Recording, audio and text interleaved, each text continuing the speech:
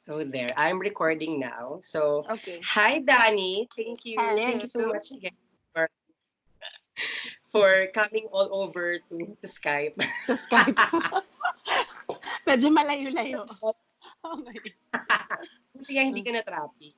Oo nga eh. Shit. Wala kasing car sa roads ngayon. So, walang traffic. Okay. Ano na tayo? Anong ating ganap today? Paano mo tinatawid yung lockdown ngayon? I mean, you and your family. Well, siguro kung tatawid yung term, siguro kasi I have Javi here, I have Millie, plus Millie really takes up so much of our time. And so parang everyday kahit nawawala na kami ng ginagawa, but to see like Millie growing every day and all her like mga babe, baka akalain ng tao may coronavirus ka, huwag kang umubo, ano ba? Ano ba yan? Anyway, yun nga. So, but dahil nga meron kaming Melly, na-amuse kami everyday. So, natatawid talaga namin. Plus, ang dami namin nagagawa, na-realize ko, parang we cook more na nasa bahay kami. So, we cook our own dinner, our breakfast, our lunch. So, parang mas maraming bonding experience kasi mas maraming time at home. So, yun. I know, kahit ganito sa amin, nagluluto kami kahit di naman talaga kami nagluluto. So, Napapipilitan ka talaga matuto. Feeling ko after nitong quarantine, marami sa ating makaka-discover na marunong pala tayo magluto. Nagluluto ka ba talaga in real life? Marunong naman ako magluto, pero parang na-expand yung knowledge ko sa cooking quarantine kasi wala akong choice. Siyempre, di ba, kailangan, plus, pag may asawa ka, laging gustong kumain, kailangan matuto ko magluto. Iba so, na, yun. Oh my God. Lahat ng mga pinag-uusapan pa natin before, mga content lang sa YouTube, Instagram. And then ngayon, ang topic natin about that's happening. Yeah, adult life na talaga.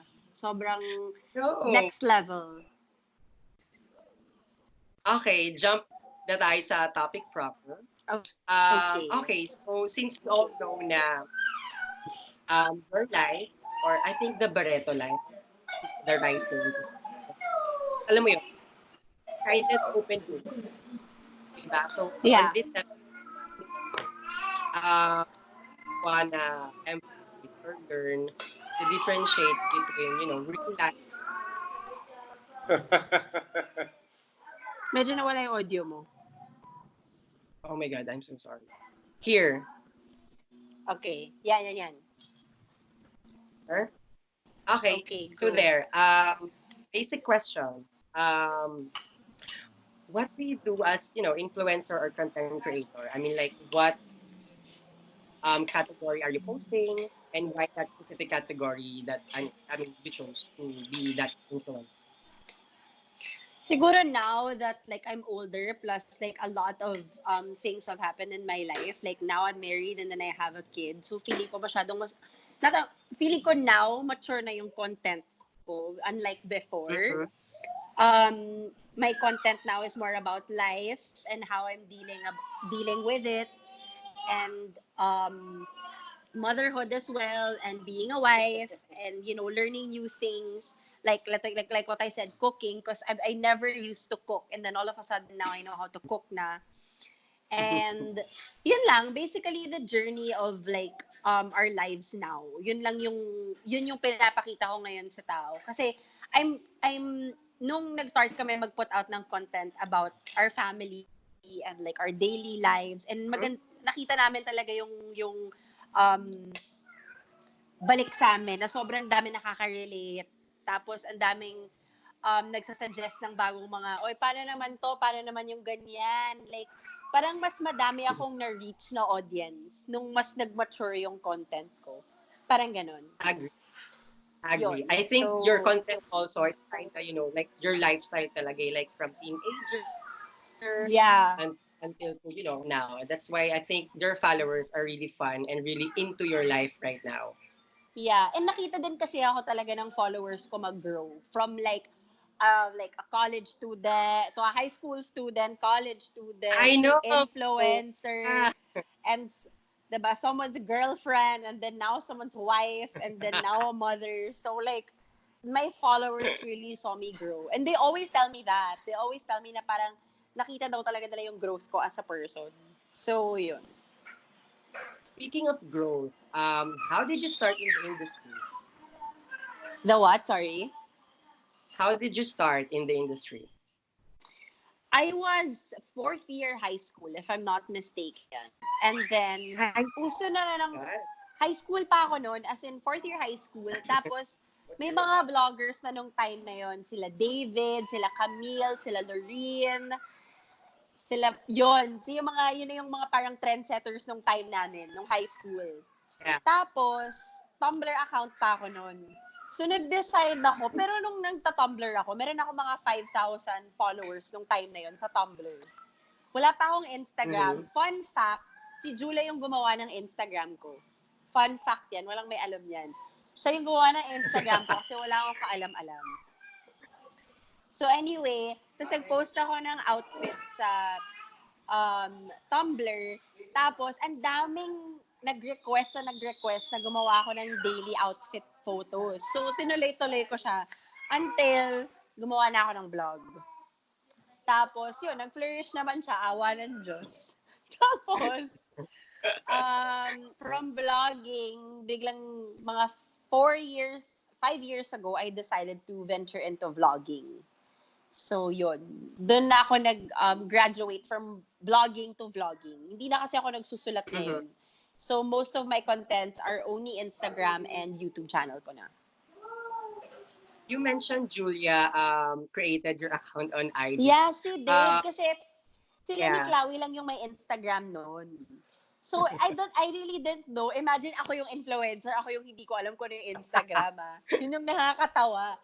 So, anyway, sabi nila, gawa na kayo. So, if you guys, search talaga my very first Instagram photo, mukha ni Julia yung makikita nyo. She's my first Instagram photo kasi siya yung gumawa ng Instagram ko. Okay, so to all the listeners listening out there, please take that photo, tag Dani and tag It's the Roundtable podcast on Instagram. Yes! Hanapin niyo siya. Makahanap yun. Hindi ko siya dinelete. Andyan lang siya. Have you always wanted to be an influencer? To be honest, influencer, yung term kasi na influencer, recently lang talaga yan na bring up or naghamit. But when I was starting out, I never knew where it would take me. It was just more of it was a hobby that it became, thankfully it became my job because I really loved doing it. And at the time, when I was in high school, fourth year, when I entered college, I was doing fashion design. So, it was really my passion talaga. So, nung parang nagpa-flourish nga siya, tapos I was working with brands that I never thought I was ever going to work with. Doon ko lang na-realize na, oh my gosh, I love this job. I love my job. And at that time, it wasn't really a job yet. Yung parang hindi pa siya iniisip ng tao as a job. Alam mo yun? Hobby nga siya dati. Diba? Tapos up until yun nga, parang influencers were born. Yun na yung parang doon na nag-start na nagkaroon na ng so much... Yeah. Yes. Diba? Tapos now influencers gained the respect that they deserve nung nabuhay nga itong influencer world. So it's good kasi marami kaming na-inspire. Maraming na-inspire na young ones to actually start their own vlog, to start their own website. And it's really a great platform to express yourself. And that's one of the main things why I love this job. Agree. So, as one of the pioneers in the industry, for you, what are the changes have you witnessed in the content creation? Feeling ko yung pinaka-change na nangyari is now that influencers are now respected and influencers now are more mas aware na yung mga tao sa ginagawa namin. Kasi before, hindi nila maintindihan kung ano yung trabaho namin. They don't understand how this is a job. And they don't understand how hard it is to make content, to actually produce content, and to put it out there. They don't understand yung mga pinaghihirapan din ng influencers. So, yun yung pinaka-feeling ko nakikita kong growth now is influencers now are so respected and hindi na kami nilo-lockdown ng mga tao. Kasi ngayon aware na sila kung gaano ka, aside from it being a fun job, it's also, they see yung parang hardships din na pinagdadaanan namin. Kasi it's not easy to be a public figure. You know, like, it's not easy to put out content kasi lagi mo pinag-iisipan yung content mo 10 times over and over to see if meron ka ba nasabing masama, meron ka bang na-offend. Like, my God. Yun, diba? You always have to be careful as an influencer kasi may following ka. So, I feel like we're somehow responsible for our followers. And so, that's why it's hard. You know, it's easy to put out content, but to think about a content na you have to watch yourself a bit na parang, shit, baka may masabi akong mali, meron akong ma-offend. Alam mo yon, ganun. So it's really hard to be a public figure because your life is an open book technically. Like, everybody knows what's going on in their life. And that's not really an easy job. Kasi if you don't naman share, it's also an issue. So, diba? Like, basta yun. It's a great responsibility nowadays. Agree. And I think I just want to emphasize now, without you influencers, I think because of you influencers, I mean the industry, the lifestyle, the marketing, everywhere, and everything actually changed. Nag-upgrade lahat. The way people, diba? The way people see stuff, the way people buy stuff, you know what I mean? Yes, exactly. From analog to digital, it's all because of the influencer, I think. One of the reasons why people change directions. Yes, exactly. Yeah. And speaking of transitioning, from entering the industry, you know, as we all know, entering the industry, you are a single woman, a strong, very fun woman. How do you handle the transition when you became a wife and a mother? I think the pinaka, what I had to not focus on, but like, yung pinaka nahirapan ako was for people to be accepting of it without any judgments. Kasi when Javi and I got engaged, our relationship was more criticized than supported by people. It's parang, because it was criticized because like a lot of people were asking as to why, like, bakit kami kinasal agad or ba't kami na-engage agad, and or why we had the baby agad. Like, it was, a lot of people were parang mas maraming questions than support. Alam mo yon. But I'm very grateful to my followers, my loyal followers. Kasi sila talaga yung wala akong pakialam. Kung masaya siya, masaya kami. Ganun. Alam mo yun? Parang ganun yung pinaglaban talaga ako ng followers ko. Talaga, I really, really love them so much. Nobody turned their back on me. Like, because it was such a happy time in my life and people were making it so negative. So, it was nice to know that there's still a lot of people who actually, like, were happy for me. Alam mo yun? That's what got me by. Na parang, I still had supporters who were like, oh, if she's happy, then why are we gonna judge her for it, diba? Yun lang siguro. Kasi I think some people were, alam mo naman, diba, kapag when you're a public figure, everything in your life always has to have meaning to other people. Yeah. Diba? Parang kahit anong gawin mo, may meaning, diba? Kaya di mo fina-follow tong taong to, magkagalit na kayo. Alam mo yun, people put meaning to everything. Or pag in-unfollow mo tong taong to, magkaaway na kayo. Diba? Maraming ganyan. People put meaning into every single thing you do on social media. So talagang, yun lang talaga yung biggest transition that I had to overcome. But now, everybody's happy. Yeah. Like, everybody's so accepting of it. Gets na nila, ito na yung life ko.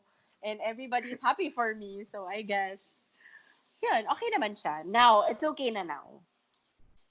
I really love how you actually build that healthy community of yours just because of, you know, the social media platform.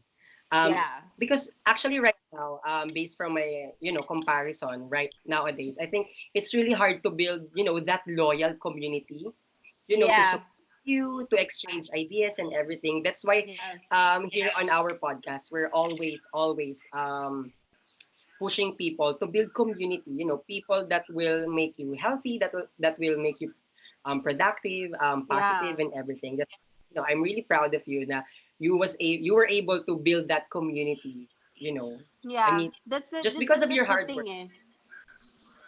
Yun yung ano mo, yung bayad technically. Like aside Yeah. from this being a job, the greatest thing that this job actually brought in my life is these Mm-hmm, people, my supporters. Kasi mm-hmm, parang in tough times, you need people. Like you need like support system. Like mm-hmm. I have a great support system. I have my husband, my kid, my family. But my followers are like, my God, paglalaban ako hanggat ewan ko, sa dulo ng walang hanggan. My God, like, pag may nang babash sa akin, parang ready sila to fight all the time. Alam mo yun? So, talagang it's nice to know that you also have that. And it's nice to know Yeah. that you're an inspiration to to this generation. Kasi, ito yung generation na kailangan ng, ng guidance. For me, itong Agree. generation natin ngayon, ito yung generation na sobrang kailangan ng guidance. So, people really, when people look up to you, it's such a great honor. Kasi, alam mo na, oh my gosh, I'm worthy. Alam mo yun? Yung parang, Yeah. I'm worthy to be admired. Ibig sabihin, I'm doing something right. 'Diba? So it's your duty as an influencer to actually um, be responsible for your actions. You know, what you do and what you say, Yeah. what you write. Yun. Mm-hmm. So there, talking about your community and big giving inspirations to them. For you, I mean, how are you dwelling, or what are the experiences you might want to share raising your own child right now? I think ako kasi parang um, when I was pregnant, a lot of people were telling me a lot of stories about motherhood and syempre kasi first time mother ka, you have your fears. But now that I have her, it's just like my God, seriously, it's the best feeling in the world. Kung alam ko lang ganito yung feeling, matagal ko nang kinalabit si Javi and like, mag-anak na tayo. Matagal ko nang ginawa. Matagal ko nang ginawa. Seriously. It's the freaking best. Wala, just to put it out there. Like, motherhood is the best thing that's ever happened to me. It really is. Like, I cannot compare it to any feeling in the world. Like, I always tell people, if you think that parang when you're with someone or with a partner or a boyfriend, yun na yung love. Wait till you have a kid. You will really experience real love. Like, that's true love for Mm-hmm. me, to be honest. Yun talaga. Yeah, did this change your relationship with your mom? It really did. It really did change. Oh. Um, I love my mom, obviously, but I love her 100 times more. It's like I appreciated all her sacrifices and all those times na magkaaway kami because hindi ako nakikinig. Ngayon naiintindihan ko na kung bakit siya naging ganun sa akin. Alam mo yun? Or ba't niya ako pinagalitan because of this? Or ba't niya ako nirestrict? Kasi I also have a girl. So now I understand why Mm-hmm. she was like that to me. And I appreciate her more kasi now my mom and I actually talk more. We talk more, we FaceTime every day, we text more, I wanna see her more. Yung parang now my bond with my mom is better than ever talaga. I would say better than ever. I love it. I love it. Pahay Yeah. naman kay Tita Marge. Yes, of course. Baka pakinggan niya to. Alam mo naman yung nanay ko, alam niya yung mga nangyayari sa life ko. So, I'm pretty sure maririnig niya tong podcast na to. Ang cute. Next question. Would you allow your daughter to take the same industry when she grows up? I think you can't really control. You can't control kung anong gusto nila maging eh. 'Di ba? Parang, I love. I'm pretty sure my mom had high hopes for me as well. But at the end of the day, she supported what I was doing, what I'm doing now, and Mm, she loves what I'm doing. Na she supports me so much. And that's the mom I want to be to Millie. Whatever she wants to be. If she wants to be an influencer, an artista, then I really honestly cannot do anything about it. All I can really do is support her and guide her. And alam mo mhm. yun lang, to keep her grounded. Whatever she wants to be, I'll just be supportive. I'm not gonna force her to be a doctor or whatever. Alam mo yun? Basta kung ano gusto niya, yun, dun ako. Yeah. Do you think filtering real life scenarios in social media, Ima?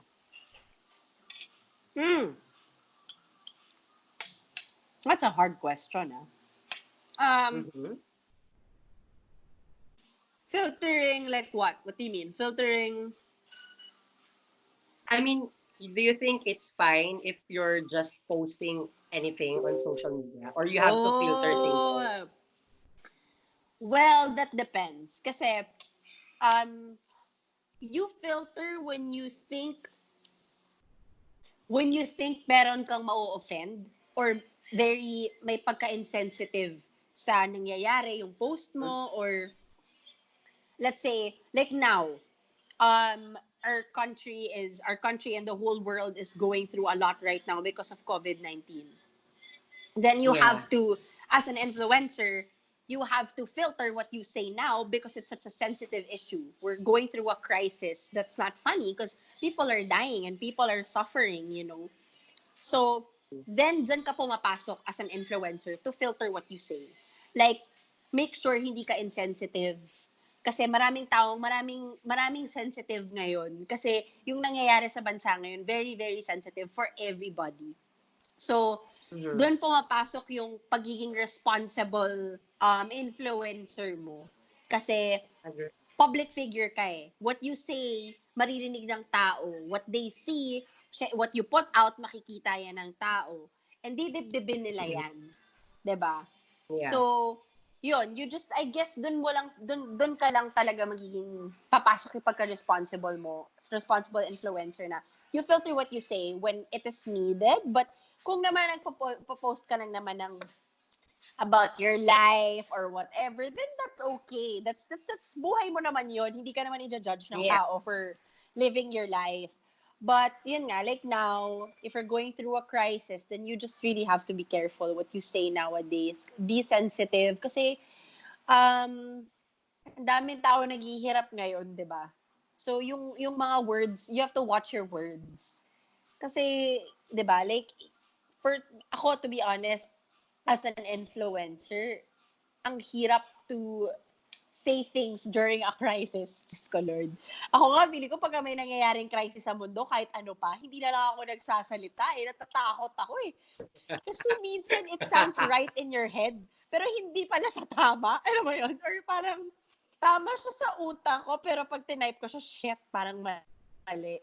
Parang mali. Diba? So, over every time you post something, mag-isip ka muna kung meron ka na ma-offend. Yun. Agree. I think that's one of the character ng mga influencer that I think most of the people na kailangan meron sila. Alam mo yun, double thinking everything before really posting, to your social media platform. Yeah. I think it's better kung all of us, not just influencers. Yeah, that's what I'm gonna say. Kahit hindi ka influencer, be careful. Alam mo yun? Kasi judge of character rin yun eh. Para sa akin, judge of character yun. Parang whatever you say, it's from your heart. You don't just say it because you wanna say it. Hindi. For you to actually take the time to write a tweet, write a caption, post a picture, pinag-isipan mo yun. So you always have to be sensitive. Yun. Agree. Meron ka na ba experience na parang some negative comments really, alam mo yun, parang nag-breakdown ka because of those negative comments? Oo naman, there are a lot of times that how do you handle those? I guess, ako kasi, natuto na ako the art of deadma. Na ko na yan, na-master ko na yung art of deadma. Art of, not giving a fuck. Yun, not giving a fuck, technically. Like, in this day and age, when people, like, ang dami na kasi ngayon may time. Ang dami na ngayong may time ang bash. Hindi ko alam paano nangyari yun. But, ako kasi, ang ginagawa ko ngayon, kapag may bashing ako, hindi ko nga tinatapos minsan basahin. Block and delete ako agad. Kasi, sayang eh. Alam mo yun? Sayang yung mood ko ng araw na yun. Kung hahayain kong lahat ng mga taong to sirain yung mood ko. Ako yung talo. 'Diba? Kasi hindi ko naman kilala tong mga taong to eh, 'di ba? They don't know me, they don't know what I've been through, they don't, shit like that. And if Agree. what's best, 'di ba? What's best for you at the moment is just art of deadma. Huwag niyo nang payagan na mga taong hindi niyo kilala to put you down. It's not worth it. Yan. Agree. That's all I can say. I'm Amen. actually reading a lot. Diba? Because of this one Skype call. Dani, I think I just have a few more questions. One of them is, ano yung mga nilook forward Yeah. to after this lockdown? Or your lessons and realizations because of this situation right now? Ako, I think the greatest lesson, or one thing I realized because of all of this, is that you cannot really take anything for granted. Any moment with your loved one, any moment like in your life, like even the fact of you waking up in the morning, you don't take that for granted, because the fact that you're still breathing and you can still be with the people that you love and do what you love, it's a blessing already. And those are the little things. Those are the little things that we take for granted just because we feel like, bukas gigising naman ako, bukas buhay pa ako. 'Di ba? Alam mo 'yon? Pero hindi eh. Yun eh. Parang itong mga taong to, lahat ng mga nag-sacrifice during this crisis, during the whole COVID-19, this whole experience that we're going through right now. The people that lost their lives didn't know that they were gonna lose their lives, They didn't know na hindi na sila makakauwi sa mga pamilya nila sa araw na yun. I'm pretty sure hindi nag-cross sa utak nila yun. And the fact that wala na sila, imagine the pain. 'Di ba? The pain na pinagdadaanan ng family nila ngayon na hindi sila makapaglamay dahil may virus. Alam niyo 'yon? 'Yun yung pinakamasakit para sa akin eh. Na parang just thinking about it, these people cannot properly say goodbye to their loved ones because they can't go out. We're not allowed, hindi pwede ang mass gathering. Bawal ang lamay, technically. You know how painful that is? So like now, after this whole lockdown, I'm going to say I love you often to the people that I love, and have fun every day, live, and alam mo yon, just appreciate everything, every little thing. Even like food on the table, alam mo yon, or seeing an old friend. Like you really have to appreciate everything after this lockdown. Yeah. I just want to add na for our listeners, let's truly realize how life is short and uncertain. That the happiest people don't have the Yes. everything really. They just make the best of everything. You just have to understand and absorb that. I Yes. think um, idea of living the life. To really enjoy our life and to not take things for granted. Yeah, that's I think the most lesson that you can pick up from all of this is just you just cannot take life for granted anymore. Kasi di naman natin in-expect Yeah. mangyayari to sa atin, but it did. So, Yeah. and it's an ongoing thing. Agree. If you have one message to your followers, what would it be? My message to them, what I always tell them, is that I love them so much and that I appreciate them so much, and that kung saan man yung state ng life and career ko right now won't be as good and as colorful um, kung wala sila. Kasi talagang lahat talaga, alam mo, every time nakikita ko or physically nakahawakan ko lahat ng mga, let's say, nabili ko or pinagtrabahuhan ko, lagi ko sinasabi, hindi to mangyayari lahat kung hindi sa kanila eh. Kasi, ang hirap, yung parang, what you do in a day as an influencer, whatever content you put out, and you see these hundreds of thousands of people appreciating what you do, and supporting you and everything that you do, it's the best thing ever eh.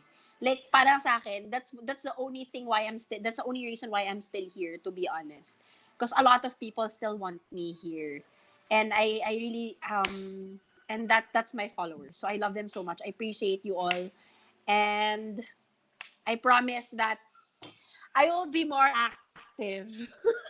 Kasi minsan nawawala ako eh. But promise ko this time, hindi na yan lang naman. Awesome. Thank you so much, Dani, again for Sabi ka, joining our Bonnie. podcast. I'm so sorry. Here, this Shopee better? ka. Shopee. This better? I think it's better now. Ayan. Can you hear me? Clear? Ayan. Yeah. So I'm just, thanking you for, joining our podcast for this very special episode. Of course, anytime. Sadly, hindi mo na-meet yung co-host ko. Yeah. Kaya nga. Message nyo lang ako if kailangan nyo ako. Bye, guys! Stay safe! Awesome. Thanks, Dani. Thank you, Bonnie Love. Take care. Stay Thanks, safe ka kumakain dyan. ka na. Oo, nagde-dinner na ako. Nagutom na ako. So much. Stay safe ka dyan. Awesome. Bye-bye. Hi, my friends. Bye! Ingat kayo. Hi, Savi. Hi daw, babe. Hi. Of course, di ko siya marinig. Bye-bye. Ingat ka, Bonnie Love. Bye-bye. Bye.